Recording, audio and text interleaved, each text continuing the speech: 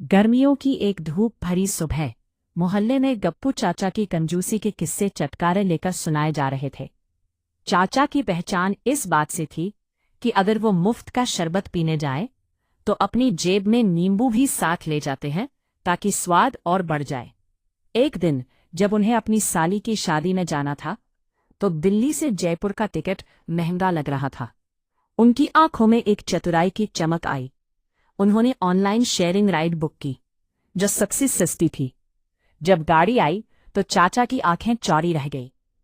ये कोई सामान्य कार नहीं थी बल्कि एक पुराना टाटा मैजिक था जिसमें पीछे की तरफ रंग बिरंगी सब्जियां लदी थी। चाचा ने खुद से कहा, क्या फर्क पड़ता है, पहुंच ही तो रहा हूं। लेकिन रास्ते में जब ड्राइवर ने 5 और लोगों को बिठा लिया तो चाचा की खुशी उड़न छू हो गई।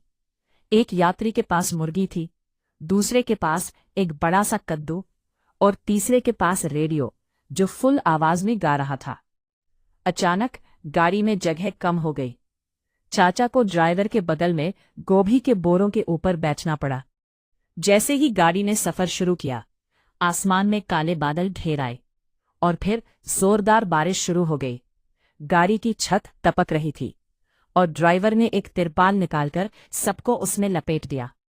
अब चाचा की हालत ये थी कि गोभी के पत्तों और तिरपाल के बीच में सांस लेना पड़ रहा था और उनके चेहरे पर एक असहायता का भाव था।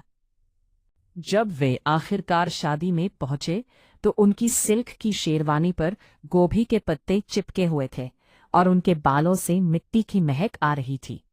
उनकी साली ने देखा और हंसते हुए पूछा, जीजाजी, आप सीधा खेत से आ रहे हैं क्या? चाचा ने अपनी शेरवानी झाड़ते हुए बड़ी शान से कहा, अरे नहीं बेटा, ये तो आजकल का नया ऑर्गेनिक अराइवल ट्रेंड है, तुम शहर के लोग नहीं समझोगे। इस मजेदार घटना ने चाचा को सिखाया कि कभी कभी कंजूसी की कोशिशें अजीब स्थिति में डाल सकती है। उस दिन के बाद से गप्पू चाचा ने दृढ़ संकल्प लिया कि चाहे पैसे ज्यादा लग जाए लेकिन अगली बार वो गोभी के साथ सफर नहीं करेंगे।